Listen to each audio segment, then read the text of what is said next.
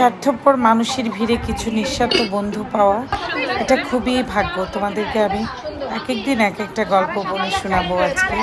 আজকে গল্প বলছি হচ্ছে আমার ছোট ছেলের স্কুলের ফ্রেন্ডের মারা, যাদের সঙ্গে আমার পথ চলা 16 বছর।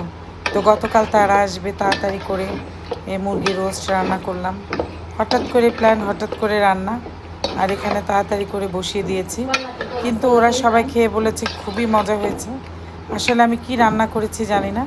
আর এখানে খাসির মাংস রান্না করছি। তো সব খুব তাড়াতাড়ি করে ফেলেছি।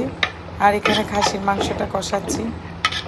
যাই হোক, এত কিছুর ভিড়েও যে কিছু নিঃস্বার্থ বন্ধু পেয়েছি, এটাই হলো অনেক অনেক অনেক অনেক ভালোবাসা, আর সবার জন্য অনেক অনেক দোয়া। আর এর আগে আমি কিভাবে কি করব অস্থির হয়ে যাচ্ছিলাম। মানে কিভাবে এদিকে ইলিশ মাছ, এদিকে মুগ ডাল ভাজা, সব কিছু মিলিয়ে আমার মধ্যে খুব একটা ডিসঅ্যাপয়েন্টেড কাজ করছিল, কিভাবে কি করব। যাই হোক, কারোর জন্য কিছু থেমে থাকে না, সব কিছুই খুব সুন্দরভাবে হয়েছে। সবাইকে আসসালামু আলাইকুম, শুভ দুপুর।